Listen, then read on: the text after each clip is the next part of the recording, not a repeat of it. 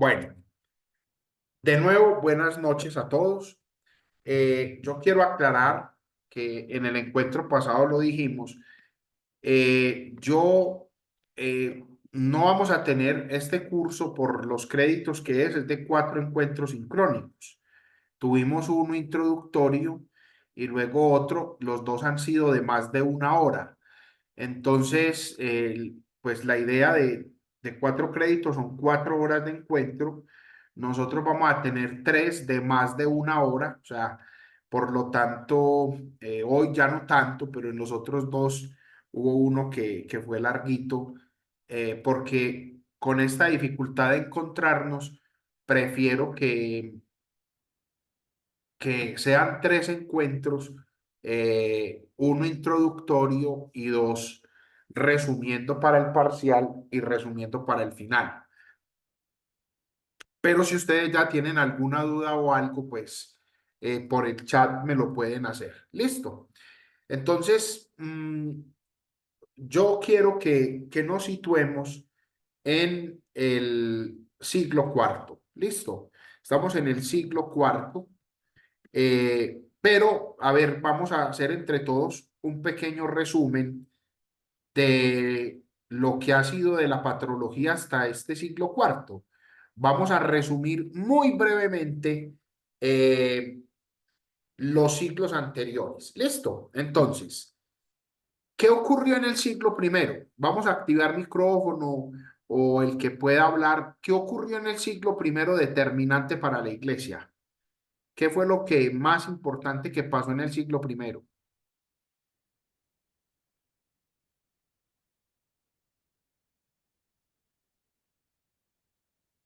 Ninguno. Bueno, en el Pues, siglo profe, primero, Jesús, en el siglo, exactamente. El siglo primero Jesús es y los apóstoles, Jesús y los apóstoles. ¿Listo? O sea, eso es lo determinante ahí en el siglo primero. Pasemos a finales del siglo primero y parte del segundo. En la patrología esa época, ¿cómo se llama? ¿De qué autores estamos hablando? los discípulos de los apóstoles, ¿cierto? Básicamente los que los Exactamente. conocen. Los Ujú. discípulos de los apóstoles que en patrología los llamamos padres apostólicos. ¿Listo? Son Sí, los señor, padre. padres apostólicos. Los padres que están después de los apóstoles se llaman padres apostólicos. Y ahí se dan los inicios de la iglesia. ¿Listo? Pasamos a parte del siglo segundo y parte del siglo tercero. Esa época de la iglesia, siglo segundo y tercero, ya digamos finales del segundo y ya parte del tercero, se llama la época de la iglesia perseguida. ¿Por qué? Porque el imperio romano persigue la iglesia. Entonces ese es el contexto importante. Después de los inicios que están con los apóstoles y que les toca un tiempo también duro de persecución, sin embargo, ya llegamos a un momento de una persecución mucho más complicada en el siglo segundo, tercero, porque el imperio va a perseguir. Entonces, eclesiásticamente o en historia de la iglesia, eso se llama la iglesia perseguida. ¿Y qué padres de la iglesia vamos a encontrar ahí? Digámoslo en general. ¿Qué padres de la iglesia encontramos ahí? A ver qué recuerdan. Los que estudiamos en las unidades uno y 2 y que presentaron para el parcial y los trabajos hasta el uno y el 2. ¿Qué encontramos ahí? Orígenes, eh, Orígenes, que es alejandrino.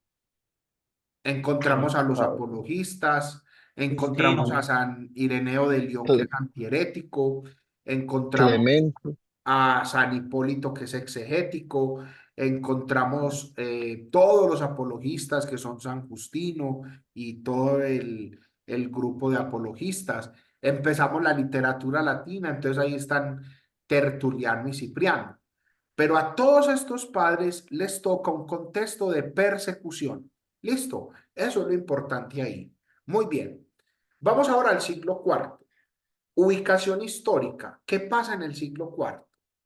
En el siglo cuarto hay una gran novedad y por eso esta gran novedad, yo quiero resaltarlo acá.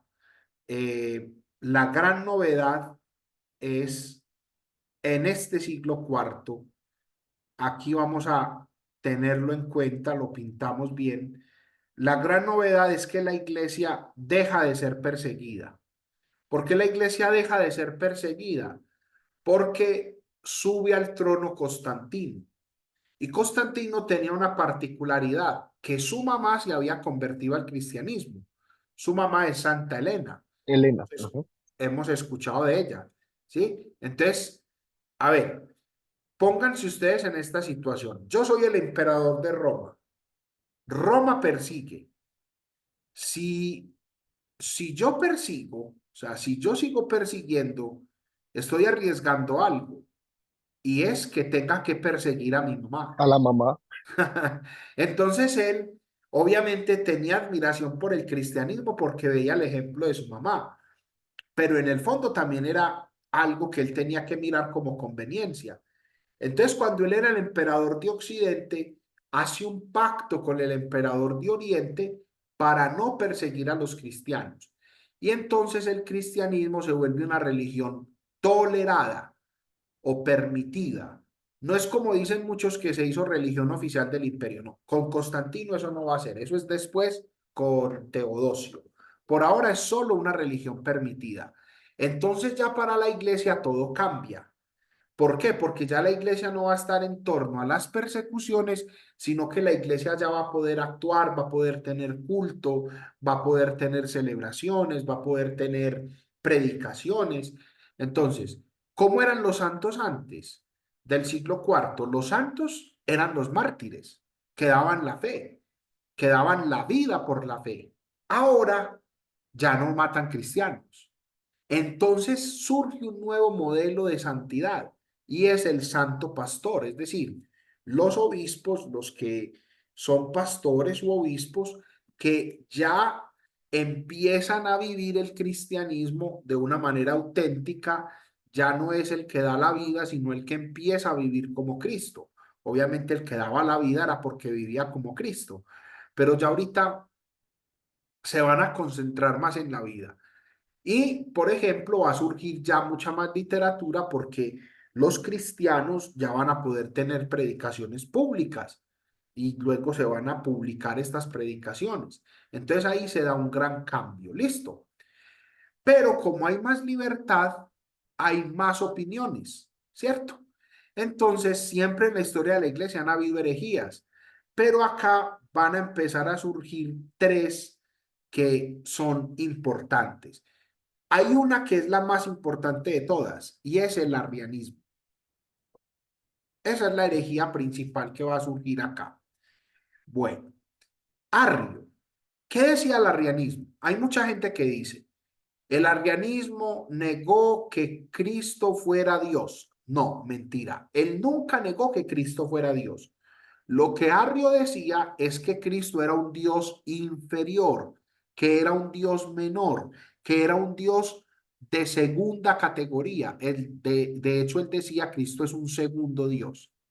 Y nosotros confesamos que Cristo es igual al Padre. Entonces, Arrio decía que Cristo no es de la misma naturaleza del Padre. Ahí hay un término que en griego es homoousios, pero entonces, eh, sigámoslo nosotros en español. Vamos a recordar el credo. En el credo nosotros decimos, de la misma naturaleza del Padre, por quien todo fue hecho. Arrio decía que Cristo había sido creado por el Padre. Miren esto, Cristo fue creado por el Padre. Es decir, que había un momento que el Padre no era Padre, porque cualquier persona, a usted no le celebran el Día del Padre si no tiene hijos, entonces no es un papá, no es un padre. Cuando ya tiene hijos, ya le empiezan a decir papá. Entonces, con el tema de Arrio era que Cristo era hijo del Padre, pero como hubo un momento que Cristo no existía, entonces en ese tiempo el Padre no era Padre. Eso enseña Arrio. Y entonces empieza a decir que Cristo fue creado por el Padre y luego crea. O sea, Cristo fue creado para crear. Ahí es una desviación grande doctrinalmente. Por eso es que en el credo nosotros decimos engendrado, no creado. para responderle a Arrio. Y después también en respuesta a Arrio se dice de la misma naturaleza del Padre. Entonces miremos cómo Arrio acá esencialmente, ¿qué es lo esencial de Arrio? Que Cristo es un Dios menor. Cristo es un Dios menor. Eso es lo que Arrio empieza a plantear. Muy bien. Pero hay otra herejía que está acá que se llaman los neumatómacos. Neumatómacos. ¿Por qué se llaman neumatómacos? Porque la palabra pues viene de neuma, que neuma quiere decir espíritu y tómacos es como decir enemigo. Esta herejía era o la conocían como la de los enemigos del Espíritu Santo, ¿cierto? Entonces, lo que Arrio decía del Padre y del Hijo, que Arrio pues indicaba que Cristo es menor que el Padre, ya estos personajes lo van a afirmar del Espíritu. Entonces, para ellos, el Espíritu Santo es menor que el Padre y el Hijo. Ya es el Espíritu Santo el que va a terminar siendo un Dios menor.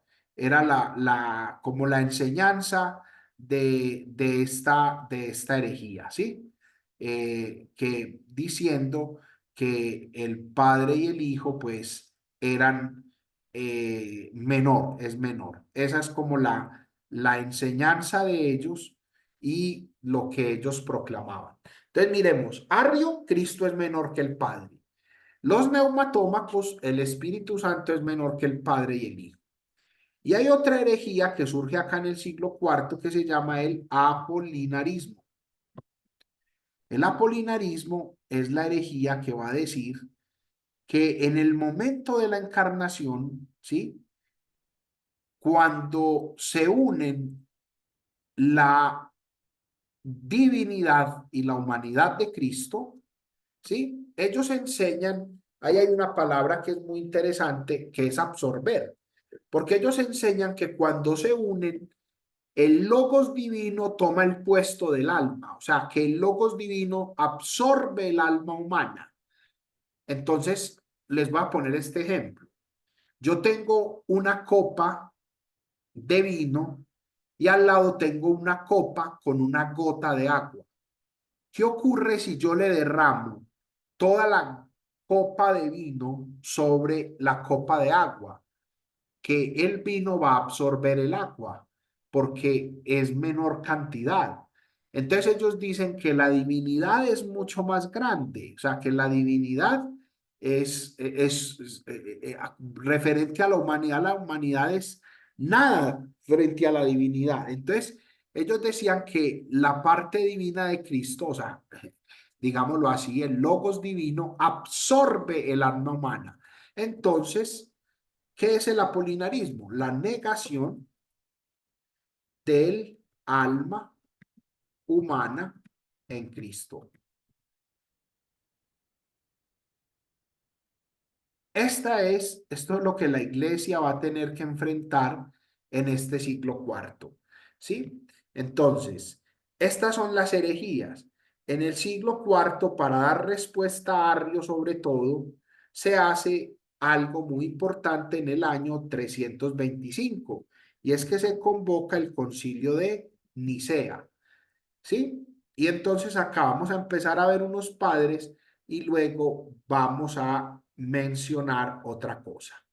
Como tenemos que resumir por razones de tiempo, pero sobre todo por razones de practicidad, por tanto contenido que ustedes tienen, por tanta cosa, y hay que buscar lo más práctico, vamos a empezar a ver padres de la iglesia, pero tratando de resumirlos. ¿Listo?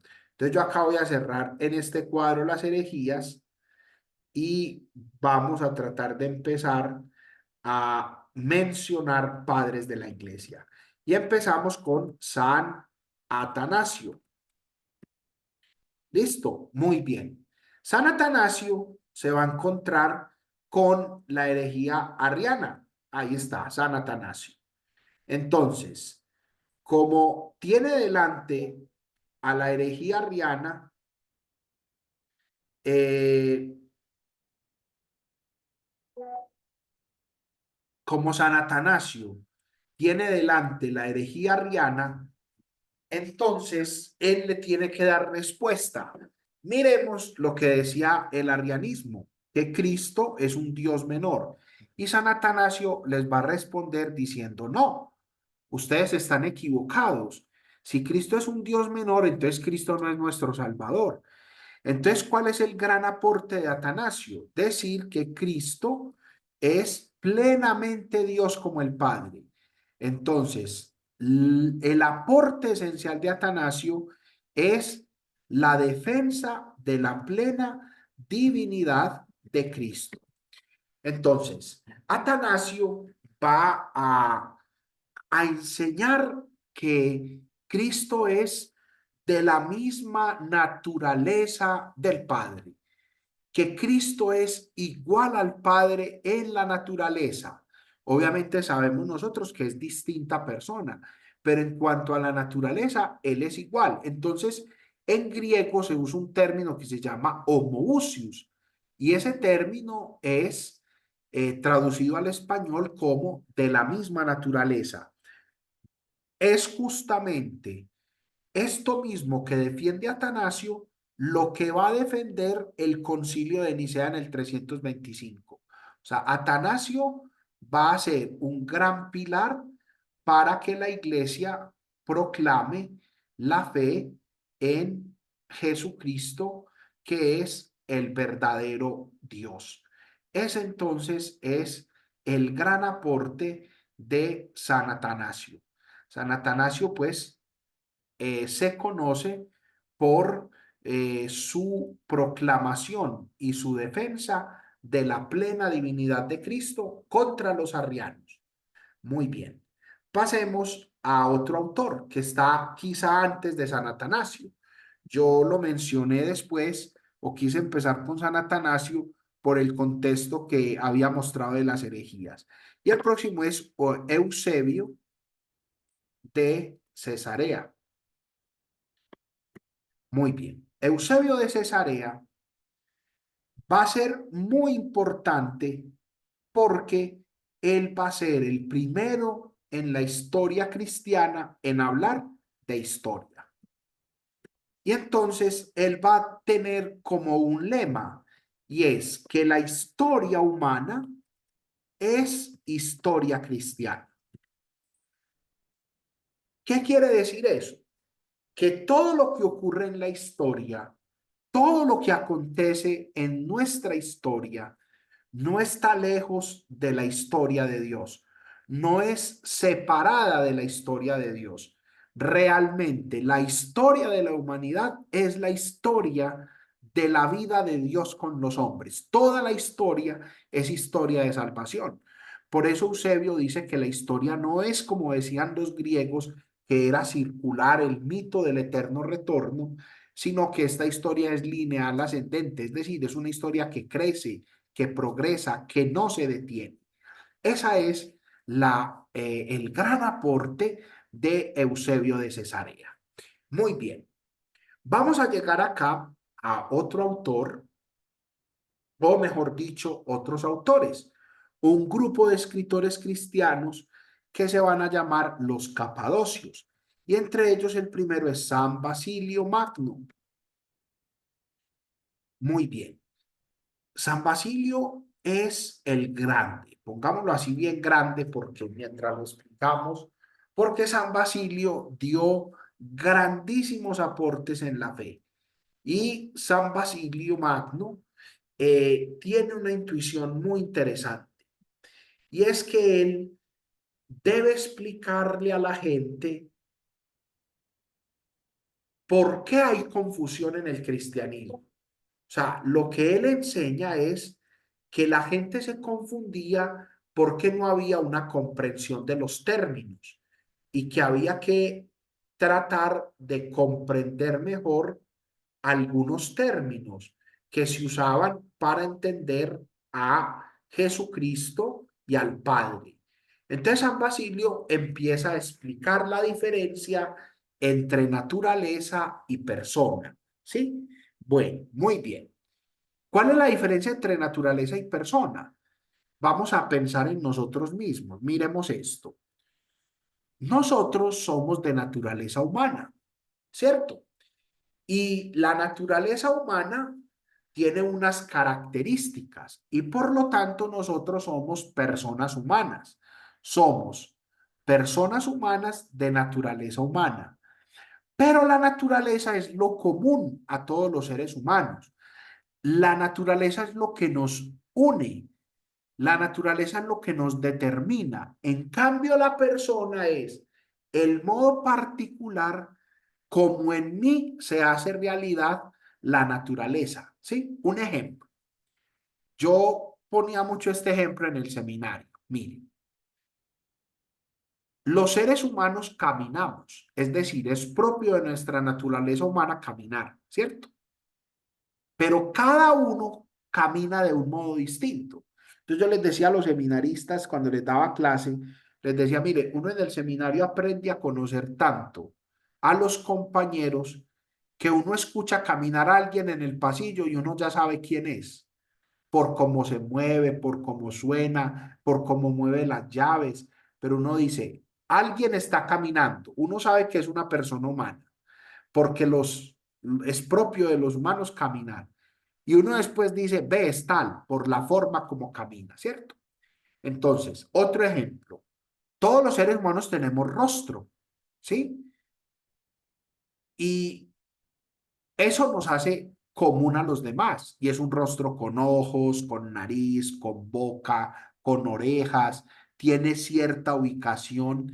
Entonces uno ve a alguien y lo ve con el rostro y uno dice, este es un ser humano como yo. Ahí hay una identidad. Pero el rostro se tiene de un modo personal. Por eso los rostros son personales, ¿sí? Entonces, que tengamos rostro es propio de la naturaleza, eso es lo común. Pero el rostro mío, eso es algo personal. Por eso San Basilio dice, es que mire, la naturaleza es lo común. En cambio, la persona es lo propio, lo concreto. Entonces, por eso es que San Basilio dice, Dios es uno en naturaleza, mm, pero tres en personas. ¿Por qué? Porque el Padre es Dios, el Hijo es Dios y el Espíritu Santo es Dios. Miremos un ejemplo acá nosotros. En este momento, porque se le cayó la conexión a Viviana, estamos conectados. Ricardo, Marinelda, Francisco y John Jairo. ¿Listo? Si yo les pregunto a ustedes cuántas personas hay, ¿cuál es la respuesta? ¿Cuántas personas estamos en la reunión? Cuatro. Cuatro. ¿Y cuántas naturalezas?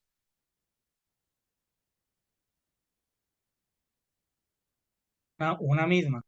Una sola. ¿Por qué una sola? Porque John Jairo, Ricardo, Marinelda y Francisco son seres humanos. De la misma manera, San Basilio explica eso en Dios. ¿Cuántos dioses hay? Uno. El Padre, el Hijo y el Espíritu. ¿Cuántas personas? Tres. Entonces, por ejemplo, un perro y yo nos distinguimos en naturaleza. Él es naturaleza perro, yo soy naturaleza de hombre, ¿cierto? Con Dios, yo no soy igual a Dios en naturaleza, porque la naturaleza de Dios es completamente distinta a la mía. Entonces San Basilio fue el que explicó esa diferencia. Y con eso entonces San Basilio aportó porque él escribió una obra sobre el Espíritu Santo. Entonces defendió la plena divinidad del Espíritu Santo. Pero San Basilio, además de defender la divinidad del Espíritu Santo, San Basilio fue un autor muy importante porque San Basilio también aportó en la liturgia, aportó en el monacato. San Basilio escribió una regla monástica, San Basilio le escribió a los jóvenes. San Basilio es un gran autor que siempre está ahí latente en el cristianismo. Bueno, San Basilio era muy amigo de San Gregorio Nacianceno.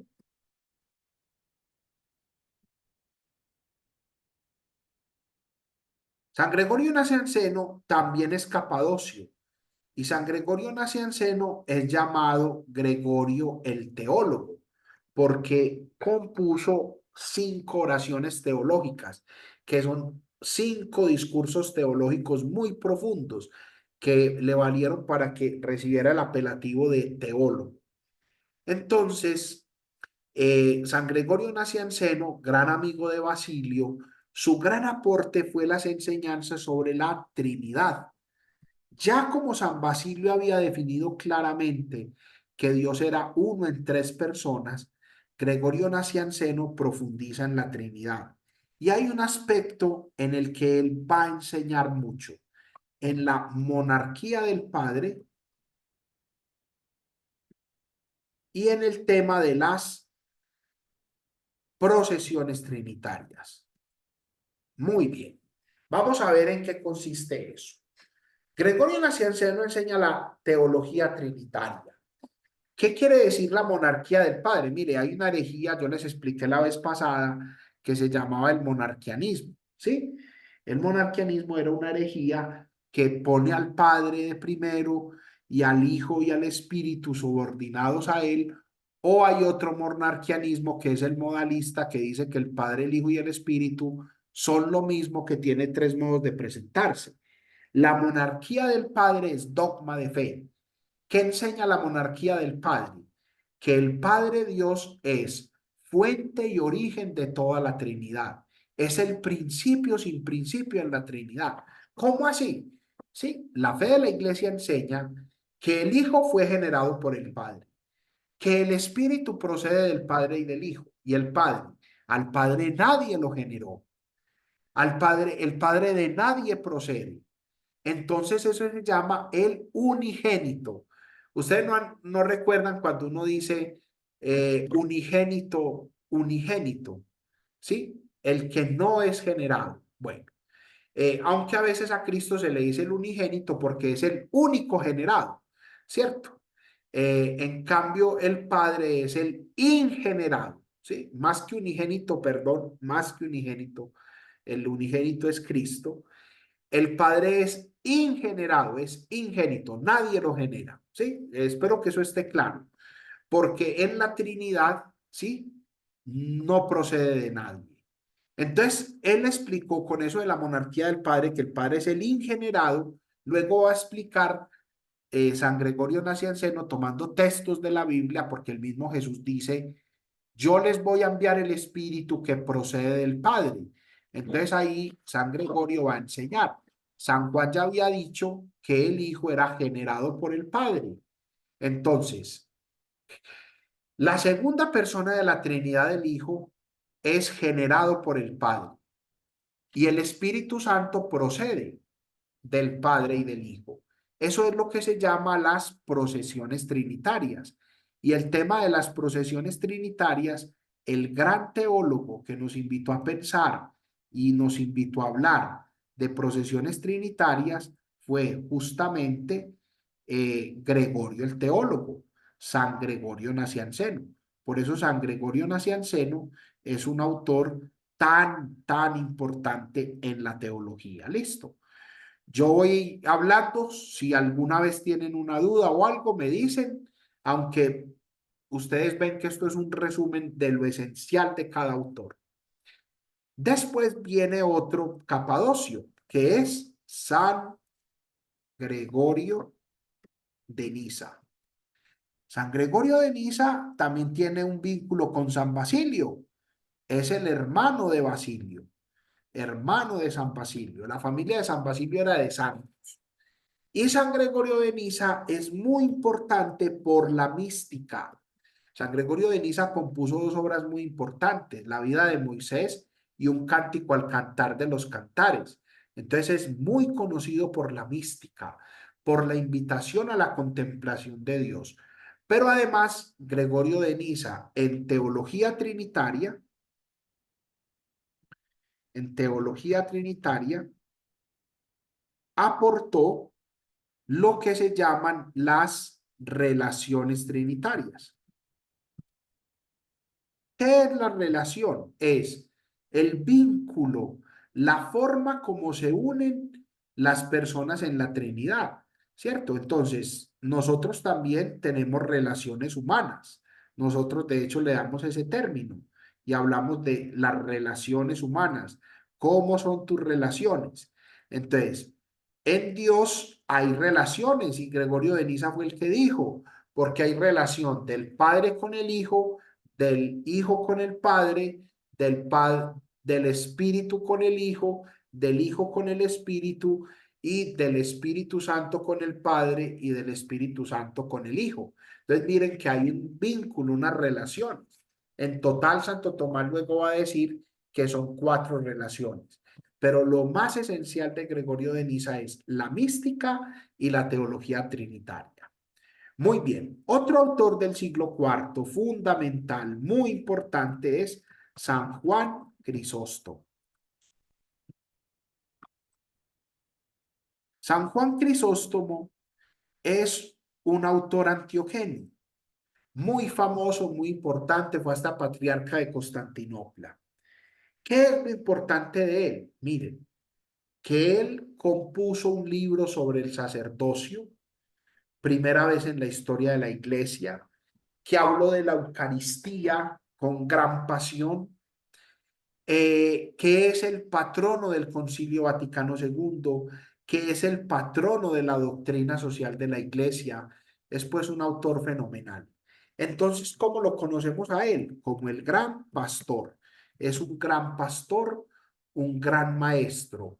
Y también por el tema de la misericordia o de la caridad con los pobres y sobre todo el valor de la persona humana. Entonces, San Juan Crisóstomo tiene grandes enseñanzas que invitan al cristianismo a pensarse y a verdaderamente vivir el Evangelio de Cristo.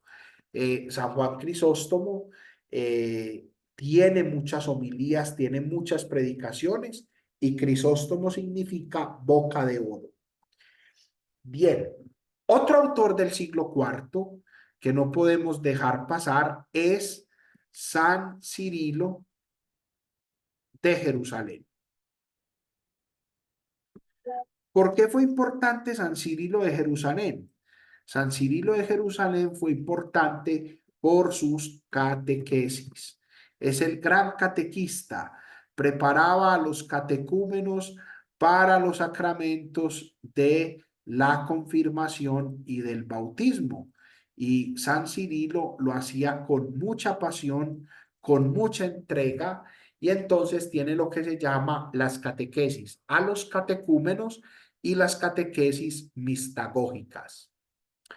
Bueno, pasemos a otro autor. Profe, ¿cuál es Sí, la señor, diferencia? ¿Cuál es la diferencia Ricardo. entre las dos, las dos últimas que acaba de decir? Qué buena pregunta. Muchas gracias. Lo debí haber explicado. Vea, las catequesis a los catecúmenos son las catequesis que se daban antes del bautismo, ¿cierto? Entonces, por ejemplo, si tú te estabas preparando para el bautismo y la Eucaristía, te daban catequesis a los catecúmenos, ¿cierto? Cuando ya recibías el bautismo y querías profundizar en la fe, volvías a la iglesia, empezabas un proceso de iglesia y recibías las catequesis mistagógicas. Mistagógicas quiere decir explicación de los misterios. Entonces era asistir a profundizar en la fe. Muy en la iglesia primitiva me parece algo hermoso, y es que gran parte de las catequesis mistagógicas era comentar y escuchar el sermón del monte de Jesús, porque es como donde está el corazón de lo que Cristo enseña. Entonces, era como esta mentalidad: si yo me bauticé, ¿cómo debo vivir? ¿Qué debo hacer? ¿Cómo debo escuchar al Señor? Entonces explicaban qué significa el bautismo, qué significa la confirmación, qué significa la Eucaristía, qué fue lo que recibiste, pero también aprende a vivir como Jesucristo, porque ser cristiano es ser otro Cristo. ¿Está claro? Sí, señor, gracias. Muy bien. Vamos con otro autor y es San Ambrosio de Milán. San Ambrosio se conoce por ser el gran catequista. También es un gran catequista y habló mucho de las relaciones iglesia-estado, hablando de que el Estado debía respetar a la iglesia y que debían tener independencia. Pero también dijo, el Estado y la Iglesia necesitan independencia, pero también una sana colaboración, porque muchas veces tienen objetivos comunes. Muy interesante ahí también su aporte. Y habló también de la Eucaristía. San Ambrosio escribió en latín y fue muy importante porque resumió a autores latinos. Él resumió a autores griegos. Por ejemplo, San Basilio había escrito sobre el Espíritu Santo. San Ambrosio escribe una obra también en latín sobre el Espíritu Santo. Y otro autor que nos falta acá de los importantes es San Hilario de Poitiers. San Hilario es conocido porque, miren, la mejor definición de él es el Atanasio de Occidente. ¿Listo? Entonces, si yo les digo a ustedes, ¿qué es lo que hizo él? Es defender la plena divinidad de Cristo, pero San Atanasio lo hizo en griego. Ahora San Hilario lo hace en latín. Por eso lo llaman el Atanasio de Occidente, porque es como decir, lo que Atanasio hizo en griego, Hilario lo hizo en latín. Entonces, él también contra los arrianos de Occidente, porque habían arrianos en Occidente, defiende la plena divinidad de Cristo. Entonces, miremos estos autores, son los autores esenciales ahí en esta época. Y también en este siglo cuarto, entonces, hay otro evento y es en el 381 el concilio de Constantinopla. ¿Sí? ¿Qué hace el concilio de Constantinopla? El concilio de Constantinopla eh, va a aportar lo que hicieron los padres capadocios. Entonces, ¿qué va a hacer? Que Cristo va a defender que Cristo es Dios como el Padre, como ya lo había dicho Nicea, pero también va a defender Constantinopla que Cristo es plenamente humano, yendo contra el apolinarismo que negaba el alma humana en Cristo. Entonces dice, no, no, Cristo sí es plenamente humano. Y también contra los neumatómacos va a hablar de la plena divinidad del Espíritu Santo. Por ejemplo, en Constantinopla, al credo nuestro, fue donde le agregaron esa parte del credo en el Espíritu que dice, creo en el Espíritu Santo, Señor y dador de vida, que procede del Padre y del Hijo, que con el Padre recibe, que con el Padre y el Hijo, perdón, recibe una misma oración y gloria, y que habló por los profetas. Todo eso está en el concilio de Constantinopla y nos quedó a nosotros en el credo porque querían hacer énfasis para defender la verdad de la plena divinidad del Espíritu Santo. Muy bien, esto es más o menos lo que tenía para decirles. En el siglo V estará San Agustín, estará también San León Magno y San Cirilo de Alejandría. San Agustín es el gran teólogo que resumió mucho la fe de la iglesia, especialmente en Trinidad, es el doctor de la gracia. San Agustín habló de que Cristo es plenamente Dios y hombre, habló de que Cristo es el Salvador, de que somos salvos por Él y por su gracia. Luego, también ahí está San Cirilo de Alejandría, y Cirilo de Alejandría contra Nestorio va a defender que Cristo es uno y que María es madre de Dios. Y luego León Magno es el gran teólogo de Jesucristo porque va a defender que Cristo es una persona y dos naturalezas, la humana y la divina. Y las enseñanzas de León Magno se van a hacer evidentes en el Concilio de Calcedonia del 451.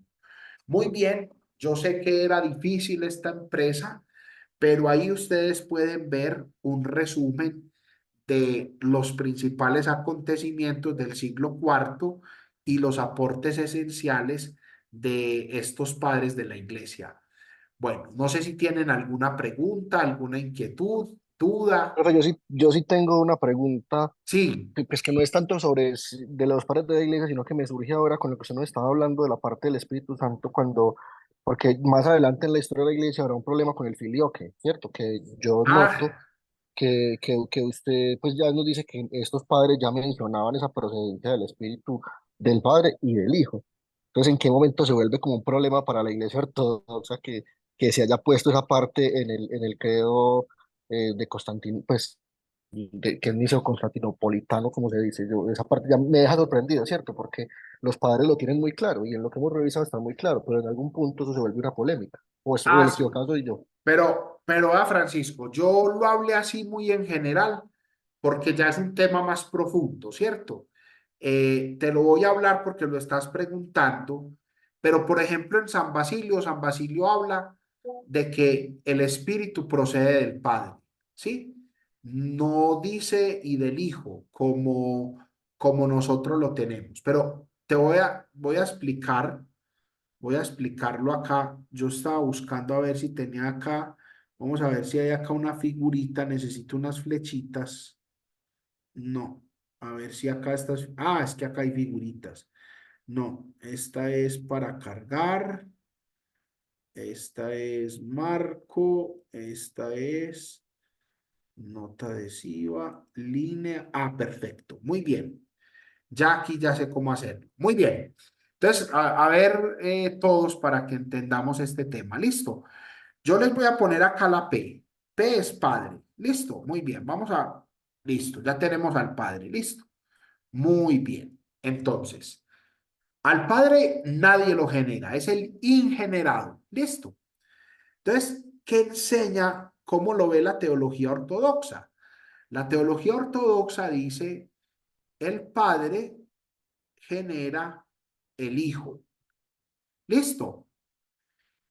Y el padre genera el Espíritu Santo. Sí. Muy bien. Listo. ¿Está claro eso? Esto se llama la doctrina de las procesiones. Y dentro de la doctrina de las procesiones está el tema del filioque. Bueno, así dice así explica el credo. Resulta, Francisco, que acá el credo dice así, procede del Padre. Muy bien. Eso es como dice el credo. Así estaba en el credo. Listo. De hecho, los ortodoxos lo tienen así porque así estaba en el credo. Muy bien. Ahora vamos a ver si me da. Ah, sí, me copió tal cual.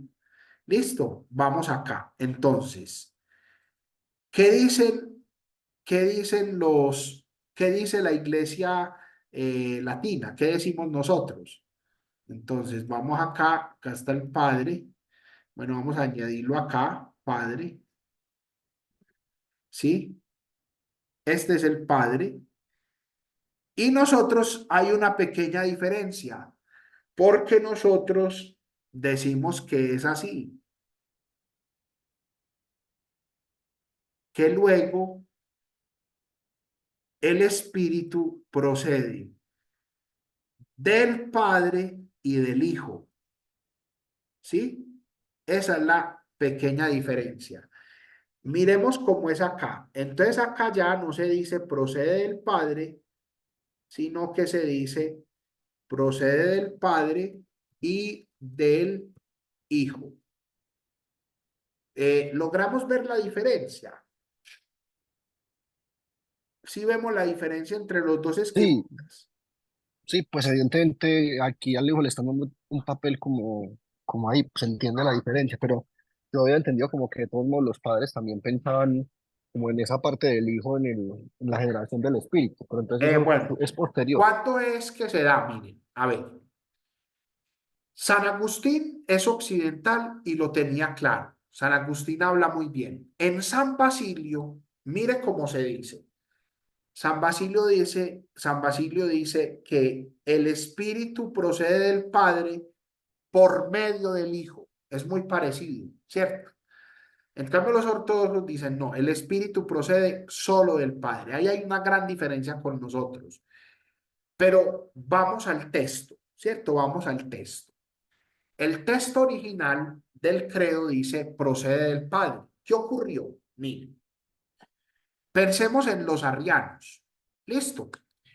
Entonces, ¿qué pasó? Los arrianos empezaron a evangelizar Europa y se volvieron muy importantes. Y cuando hubo las invasiones bárbaras, los arrianos evangelizaron pueblos. Y sucedió que a pueblos españoles, algunos arrianos les estaban metiendo mucha fuerza. Entonces había un argumento arriano que decía, miren, el credo da a entender que el hijo sí es menor que el padre. Porque miremos este esquema acá, dice, el padre genera al hijo y al Espíritu Santo. En cambio, no procede, ¿cierto? El padre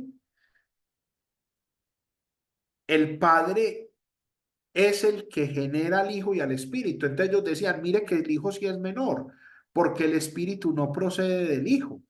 Si el Espíritu no procede del Hijo, es porque es menor. Entonces, ¿qué hicieron en Toledo? En Toledo dijeron, estos arrianos están confundiendo la gente. Entonces empezaron a agregarle al credo original que decía procede del Padre, le empezaron a agregar y del Hijo. Ese y del Hijo es el texto latino que dice filioque. Filioque quiere decir y del Hijo. Eso fue lo que le agregaron, pero eso lo agregaron en Toledo, en los concilios toledanos, para rebatir al arrianismo que estaba queriendo decir eso. Ahora bien, en los padres de la iglesia, en la mayoría orientales, se dice procede del Padre, en algunos por medio del Hijo.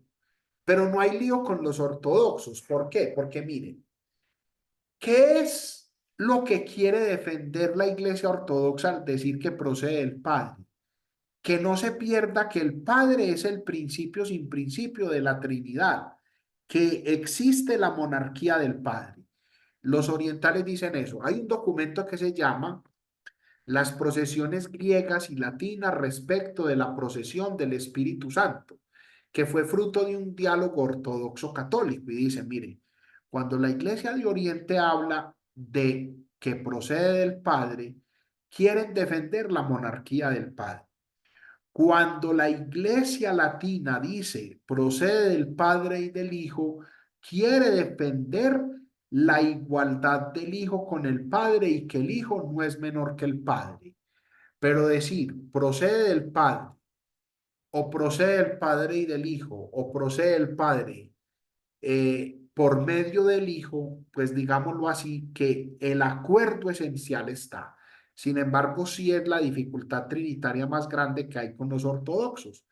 Entonces, Francisco realmente decir que los padres de la iglesia decían que sí procede del Padre y del Hijo, no es tan claro, no, para muchos no. Algunos, como San Ah, Basilio, sí tiene algún texto por ahí que dice por medio.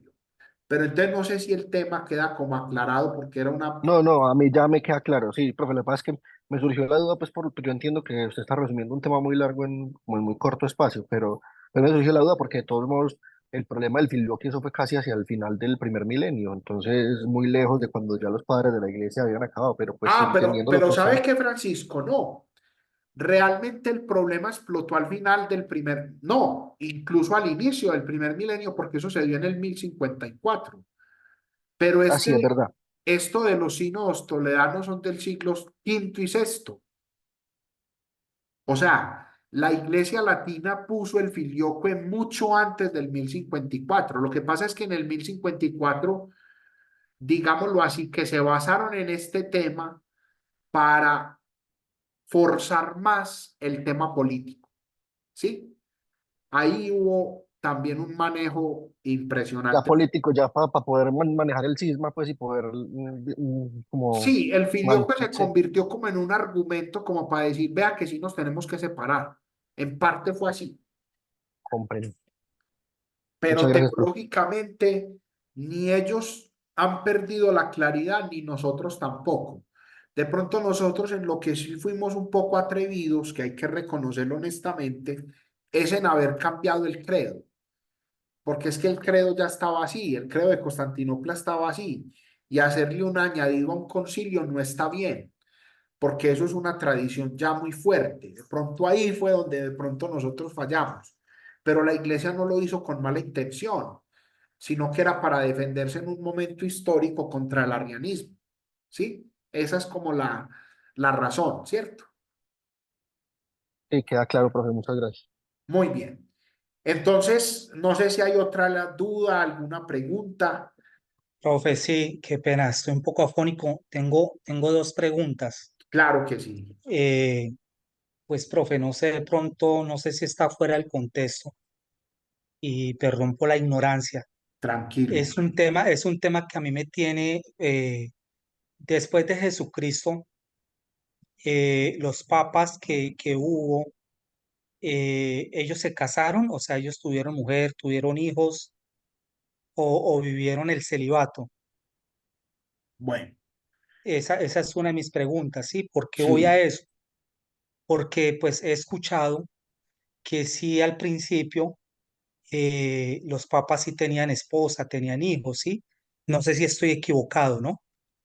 Y frente a eso, pues si estoy equivocado, pues, por qué me surge esta pregunta? Porque, pues, qué día me decían unos evangélicos precisamente sobre ese tema y no lo supe abordar, ¿sí? Por mi ignorancia. Y entonces me decía, pero miren, los papas que tuvieron ustedes al principio, los obispos que tuvieron ustedes después de Jesucristo, tuvieron mujer y tuvieron esposas. Entonces, ¿por qué se cerraron ustedes a que el sacerdote hoy en día no tenga familia, no tenga esposas y mirando que dentro de su tradición inicial no estaba? Entonces, quisiera, padre, profe, pues hacerle a... bueno. A ver, realmente el tema tiene mucho que decir, ¿cierto? Podríamos hacer un encuentro con un diálogo sobre eso, pero a ver, vamos a resumirlo así. Primer tema, primera afirmación. La iglesia hoy tiene sacerdotes que se casan, ¿sí? La iglesia católica tiene sacerdotes que se casan. ¿Por qué? Porque la iglesia católica también tiene rito oriental. Entonces no es una disposición teológica como decir, es que así es y así tiene que ser. No, es una cuestión disciplinar. Entonces en la iglesia de Oriente hay sacerdotes que se casan. Sí, allí hay sacerdotes casados. Muy bien, eso es lo primero. Si algunos papas de los primeros siglos se casaron, era normal en el cristianismo que sacerdotes se casaran. Se fue volviendo con el paso del tiempo la tradición, que incluso se quedó también para la Iglesia de Oriente, que los obispos no se casaran. Aunque los sacerdotes se casaban, los obispos no. Pero eso fue con el paso del tiempo. ¿Por qué?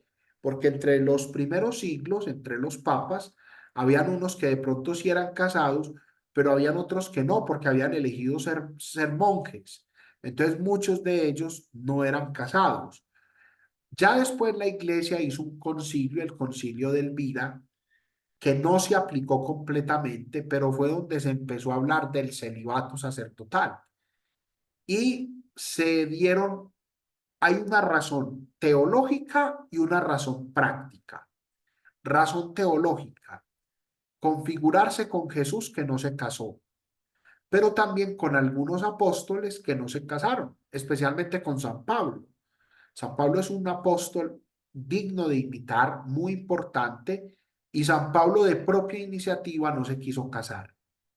¿Y cuál es la razón práctica? La razón práctica era por el tema de las herencias, de el poder subsidiar los hijos, porque si yo no podía tener bienes o los bienes eran de la iglesia, cuando yo me moría, ¿qué pasaba con mis hijos, cierto? Pero además de eso, y la razón principal es el tema misionero, y es que el sacerdote, si no está casado, puede servir mejor. Pero no es una cosa que la iglesia diga así es y tiene que ser y está atentando contra la ley divina, no. Es una cuestión disciplinar. Obviamente, a esa disciplina se le mete la fe y la teología al sentido espiritual, porque Jesús no se casó y algunos apóstoles no se casaron. Entonces, esa es como la razón. Listo. No sé si está claro, Ricardo. Perfecto, profe. Gracias porque esto me da mis bases, pues para cuando se me presenten, pues nuevamente estos temas, Claro, que es claro. ¿no? Y bastante sensible y es bastante escandaloso, ¿sí? Para los tiempos de hoy y que nos hacen ver a nosotros como lo peor, ¿no? A los católicos como, como que estandarizan y generalizan ciertas situaciones y lo vuelven algo general en toda la iglesia. Pero Claro, Ricardo, total. es que además eso es una mala publicidad, ¿cierto? Pues porque se meten por la ignorancia que tenemos muchos católicos y por la ignorancia histórica que se tiene. Pero mire que en términos prácticos, las iglesias de las sectas se mueren cuando su pastor se muere. Pues muchas no tienen continuidad, porque es que si él se va con su familia para otra parte, a veces las iglesias, esas sectas se quedan sin pastor. Parte de lo práctico que se vivió en algún momento es que una iglesia que no está, o un pastor que no es responsable de su familia, no tiene que decidir entre si proteger o cuidar de sus ovejas o de su familia, porque es una decisión muy difícil. Usted al pastor protestante probablemente le dice, tiene que moverse y lo amenazan. Él dice, eso suena muy feo, pero muchos mártires pudieron hacerlo porque no tienen una familia por quien responder. Pero un pastor de hoy en día de esas iglesias lo amenaza y sale y se va con todo y su familia, porque su familia es más importante. Entonces, en esa forma pero también es cierto que eso es una cosa que es tan abierta que ahora en el sínodo de la Amazonía se estuvo pensando en que dada la dificultad de tener presbíteros en lugares tan alejados de la iglesia, pues que en el rito latino se permitiera que dentro de las comunidades, para que fueran propios de las comunidades y poder tener pastores, pues hubiese también en el rito latino sacerdotes casados, pero pues eso no se aprobó en el sínodo, pero sí se discutió bastante porque en realidad, como bien dice el profe, eso no es un dogma, no es una situación contra las escrituras ni contra la ley del sacerdocio, es una cosa que es un plus a una vocación, de que si el pastor no tiene nada que lo ate, como con Pedro, él era casado y pues, tuvo que haber dejado a la esposa y soltar las redes para irse, pues que el sacerdote no tenga que abandonar a su esposa o a sus hijos para irse a cumplir con la misión de anunciar. Entonces yo creo que así es como uno tiene que defenderse porque intentar meterse por donde no es y eso no está en ninguna parte, solo es una vocación. Sí, muy bueno el aporte, Francisco. Y agrego esto. Pasó un dato curioso. Resulta que una comunidad anglicana empezó un sacerdote que es casado anglicano con familia. Empezó con la inquietud como de decir, venga, a lo mejor nosotros estamos en la iglesia equivocada. O sea, él empezó como esa actitud interior y empezó a decir, no, definitivamente en todo lo que yo estoy estudiando, en lo que yo veo, la iglesia anglicana se perdió en algún momento y realmente la iglesia católica es la que conserva la fe. Y esta comunidad estaba en España. pero era un grupo de anglicanos. Entonces, este sacerdote honestamente le dice a la comunidad, vengan, es que yo honestamente, yo me voy a volver católico.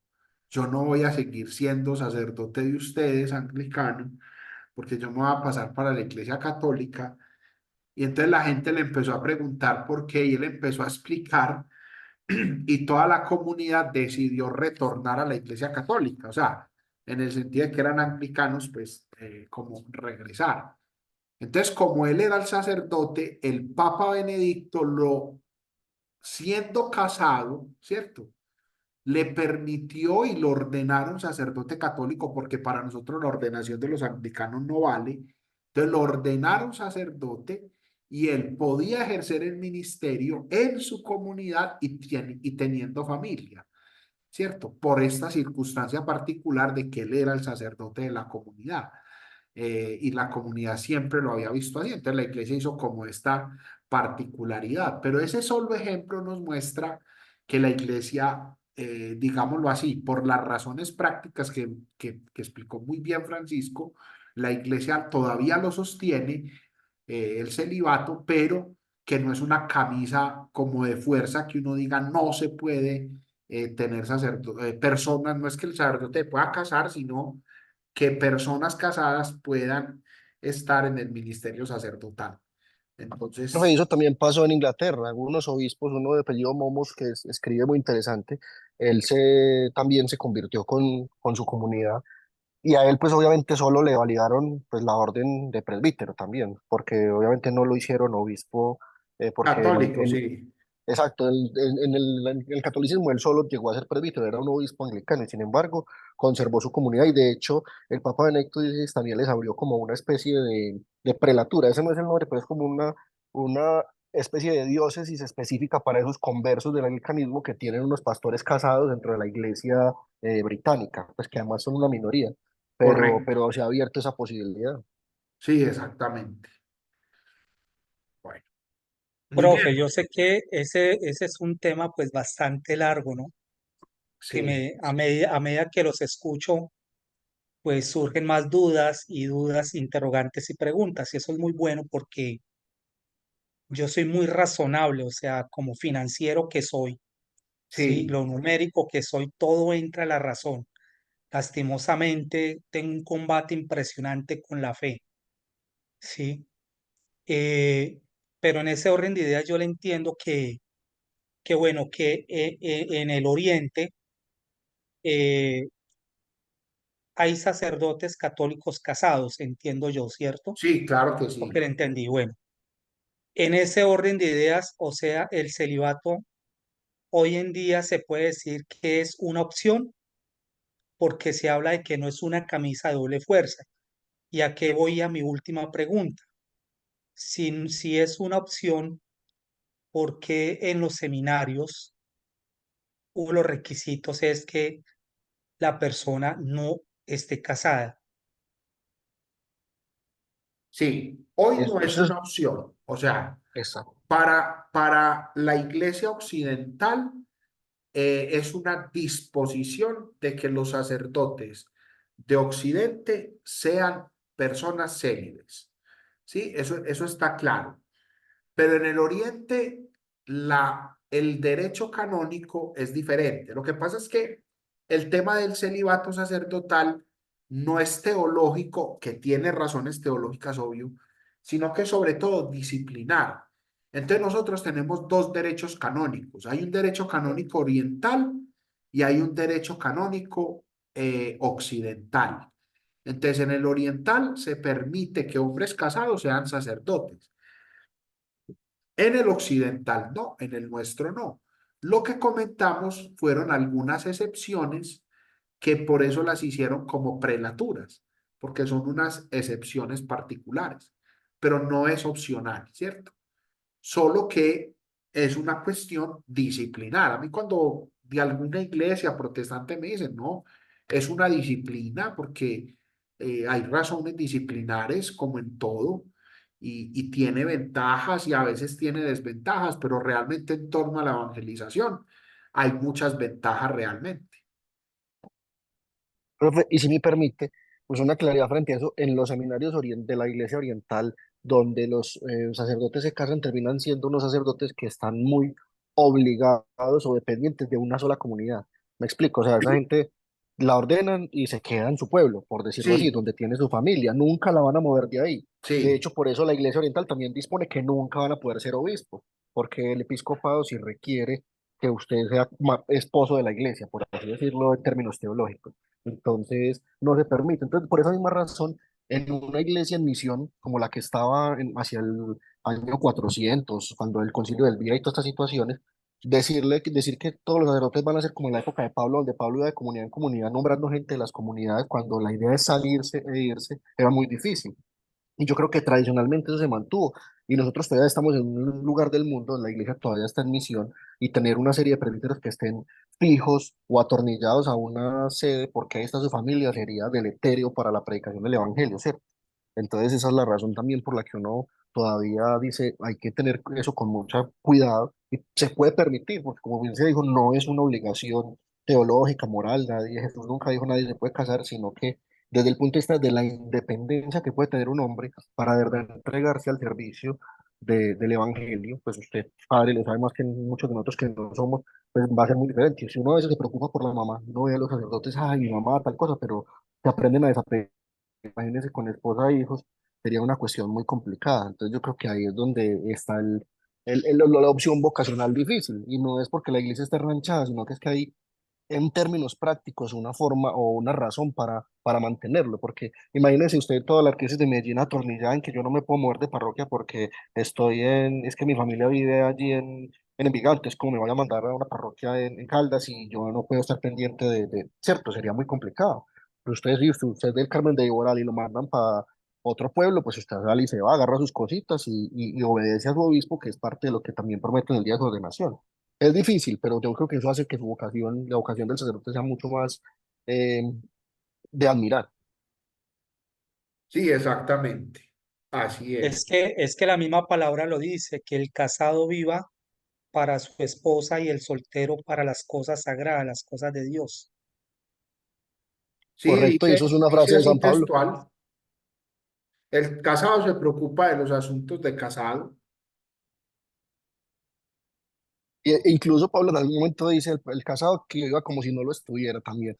O sea, él tenía un Sí, problema con el matrimonio al final, pero para el sacerdote creo que sí es fundamental poder abrirse y decir, yo no tengo nada que me ate. Es que el vínculo de yo soy padre, tengo esposa, tengo hijos, pues a mí me dicen mañana que tengo que cambiar de ciudad, eso implica muchas cuestiones, que para una persona que no los tiene o que no tiene una esposa, pues no implica tener que cambiar de trabajo a su esposa, cambiar de colegio a sus hijos, dejar una casa que de pronto le ha tenido dificultad construir, porque al final muchos de los lugares donde hay los sacerdotes son propiedad de una parroquia, no el sacerdote. Entonces se van pasando a casas curales, pero no tiene que andar, ¿cierto? Las posesiones al final de una familia están rodeadas de muchas cosas y eso haría que muy difícil la movilidad de un sacerdote frente a su misión. O hasta en las cosas prácticas, pues, digamos, usted es sacerdote y llega que hay un enfermo moribundo a la medianoche y usted está solo con su hijo bebé en la casa.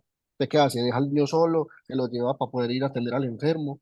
Son situaciones que eso suena muy chistoso, pero que uno las ha visto vivir de cerca en la opción vocacional de un buen sacerdote. Pues si usted tiene una familia angustiada, lo llama a ungir un enfermo moribundo a una hora y usted lo puede hacer, nada lo ata, ¿cierto? Entonces yo creo que son ejemplos de cosas de por qué es mejor no tener esos vínculos en cierta medida.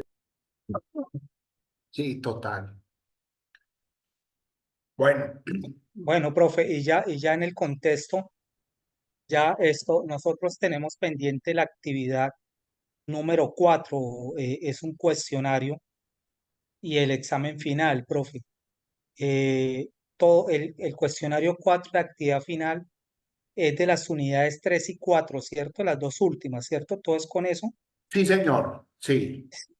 Y se va a reabrir nuevamente el Claro que cuestionario. sí. Yo les voy a reabrir las dos, les voy a reabrir la cuatro y les voy a dar un poquito más de tiempo para el final. ¿Listo? Que con lo de hoy pueden tener más herramientas para responder ambas actividades. ¿Listo? Perfecto. Bueno, Dios les pague a todos por este encuentro nutrido, por este diálogo que pudimos tener tan agradable al final. Muchas bendiciones a todos. Quedo atento si tienen alguna duda, consulta, pregunta. Y ya quedó, yo ya esta semanita les mando las calificaciones de manera que si tienen alguna duda, alguna cosa, podamos retroalimentar e incluso si hay necesidad, pues mm, se puede cambiar las notas, yo en eso no tengo problema, la idea es hacer las cosas bien. Yo les voy a calificar y les voy a hacer la retroalimentación para que ustedes vean en qué está y ya ustedes me cuentan si quieren profundizar algo o lo demás. Yo sigo muy atento. De verdad, muchísimas gracias por este compartir. Bendiciones y les voy a dejar también cuando ya el computador me lo descargue la grabación de este encuentro. ¿Listo? Bueno. Gracias, profe. Feliz noche para Bendiciones y usted y feliz noche. compañeros. Dios los bendiga, que estén muy bien. Hasta luego. Oh, el Señor los bendiga. Hasta luego.